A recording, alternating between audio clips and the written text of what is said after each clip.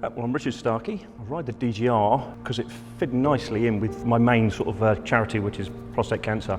I've raised money for prostate cancer for a number of years, mainly through running marathons. And a friend of mine rode the first DGR, and he kind of said, "Look, lads, we've got to get involved with this when it comes up next year. They're going to do it next year." So we got involved. A group of us came up and did the London ride.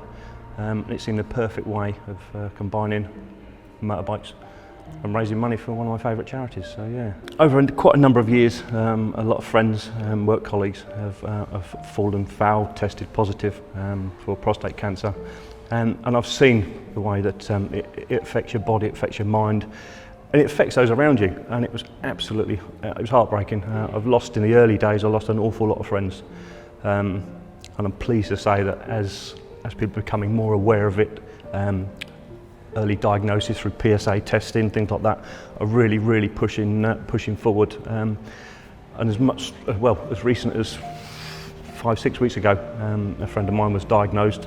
He actually came and did a PSA testing with me, and it was found that he had an abnormal level.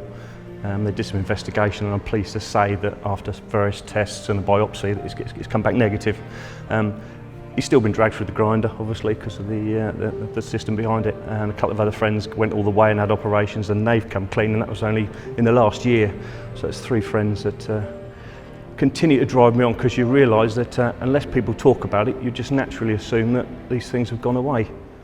And they haven't. They are there all day, every day. I mean, while we're sitting here talking, there's people suffering, dying, and it's wrong. And I think that's my motivation, that it's wrong, and it needs to be stopped. So the thing I love about DGR is predominantly obviously the charity, the raising the awareness for prostate cancer, which is a massive thing in my life. And you can feel the camaraderie there. Everyone on the DGR knows why they're there, they know what they're doing, and it's just unashamedly, they're proud of themselves, and rightly they should be. I mean, they dress up in their finery, and I think that's what I love, is the old vintage bikes. The fact that we are sort of harking back to ironically, a generation where men definitely didn't talk about themselves. You know, you're dressing up in the old vintage gear, and the old bikes have been dragged out from the 20s, the 30s, and it's a fantastic spectacle. And I love everything about that. And what they've done in a very wonderful kind of way is they've made it worldwide. You can pretty much go to any country in the world, and you will find a distinguished gentleman ride somewhere in that place, which is absolutely fantastic.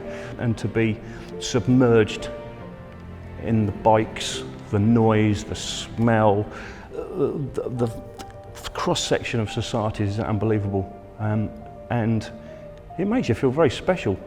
As I say, very self-indulgent and very sort of patting on the back and that, but yeah, it does make you feel special, and I think every person there probably feels exactly the same.